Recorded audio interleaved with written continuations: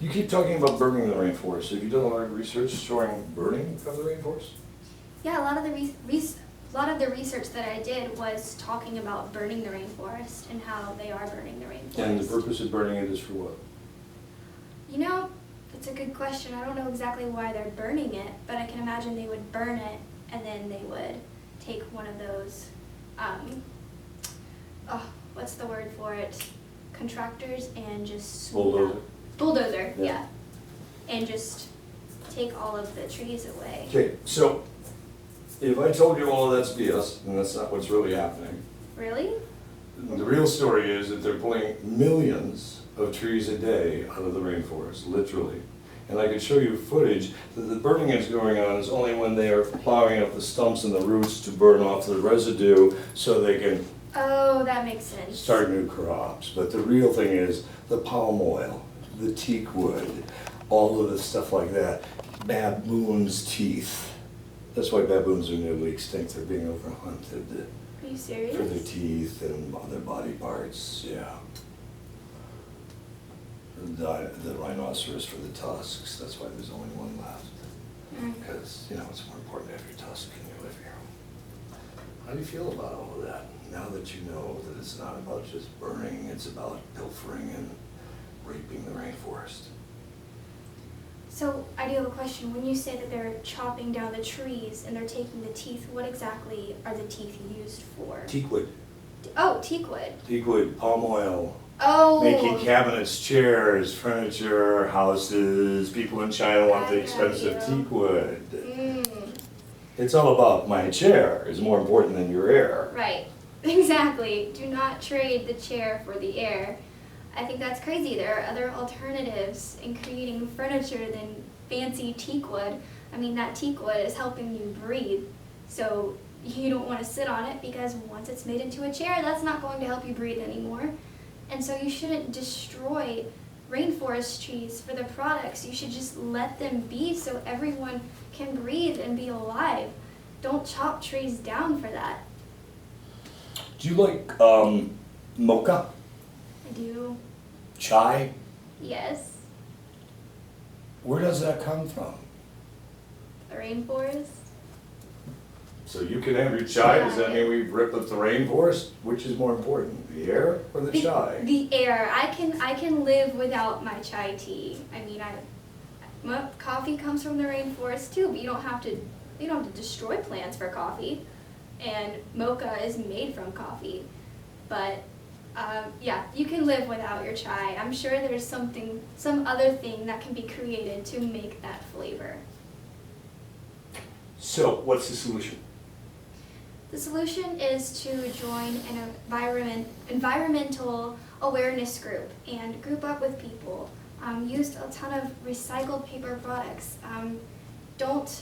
You should get a group together and pledge not to destroy the rainforest and plant trees. Plant a ton of trees. Plant one in your backyard. Help preserve the rainforest. For the person who doesn't have a lot, which is 99% of the world, Right? what can I do? I'm just one person. You can do a lot. What you say to other people passes on. And you can buy a tree and you can plant one, or you can just join a group. Get a group on Facebook. I mean, write a letter to your government. There is so much you can do. And just by telling someone else that you're going to do that and sharing this information, that's going to encourage someone else to do the same thing. I'm sure everyone wants to live in the next 5 years, and if we don't stop this, that's what's going to happen. Are you a tree hugger? I'm a tree hugger. Are you a love fanatic? trees.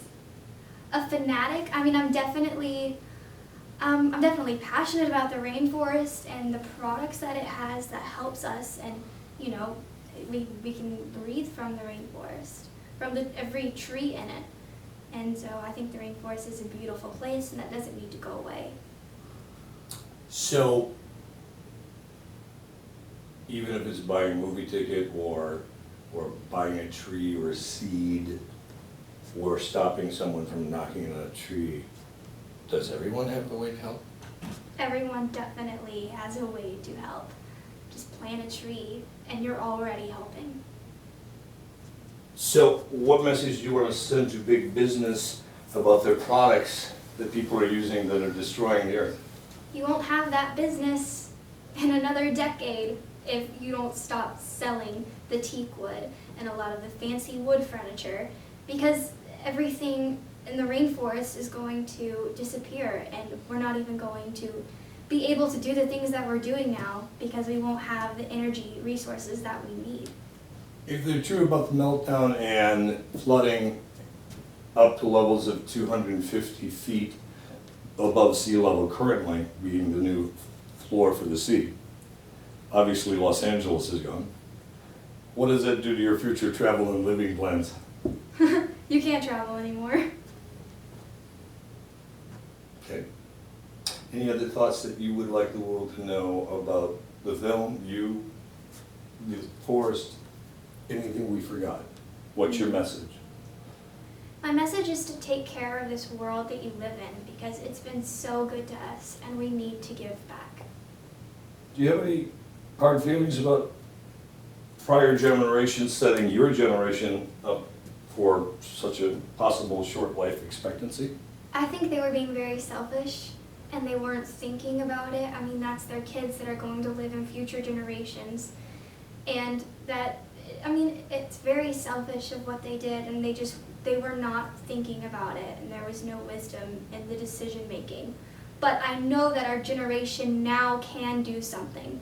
So if we all pledge together, we can save the rainforest. Parting shots? Hmm? Any parting shots? Of Any what? other parting shots, parting thoughts? Um, Anything you had researched you wanted to point out about a tiki fly or this thing or whatever caught your eye that we may have forgotten to talk about?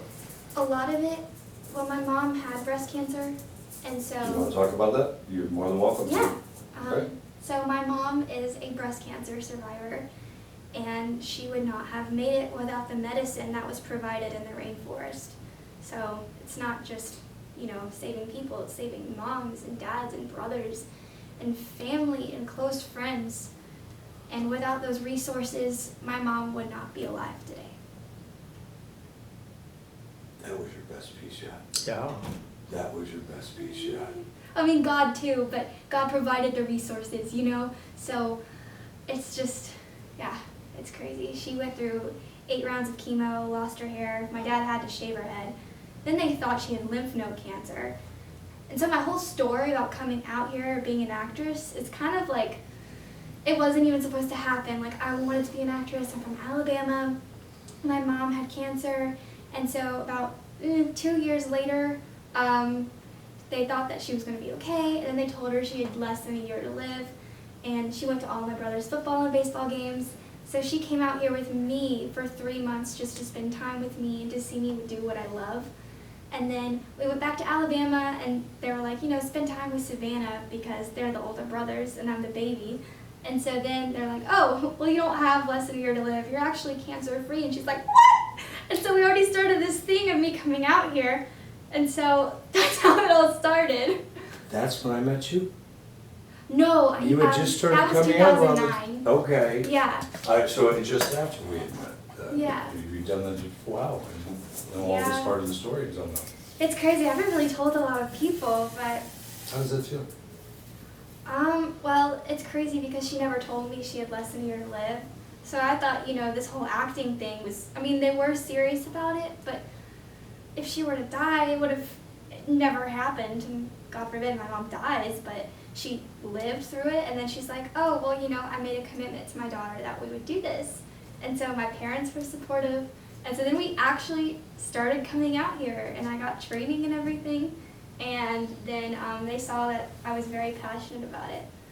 And so then I booked Lost and Corona Minds, and I almost got Are You Smarter Than a 5th Grader?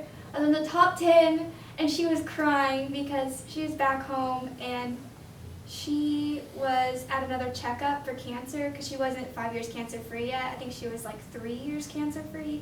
But she used to have severe anxiety about it.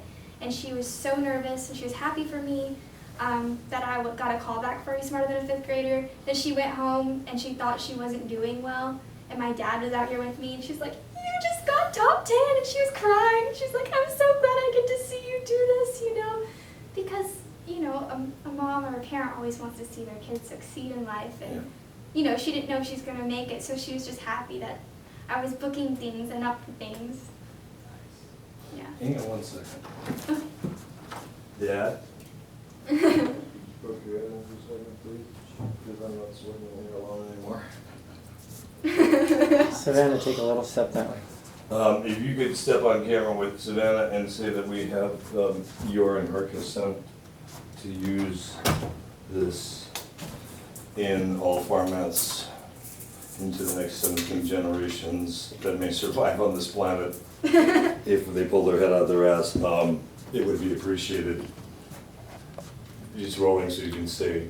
And I think it's this camera a little up. You have my permission to use Savannah's footage in this documentary film you're producing in whatever way you seem appropriate.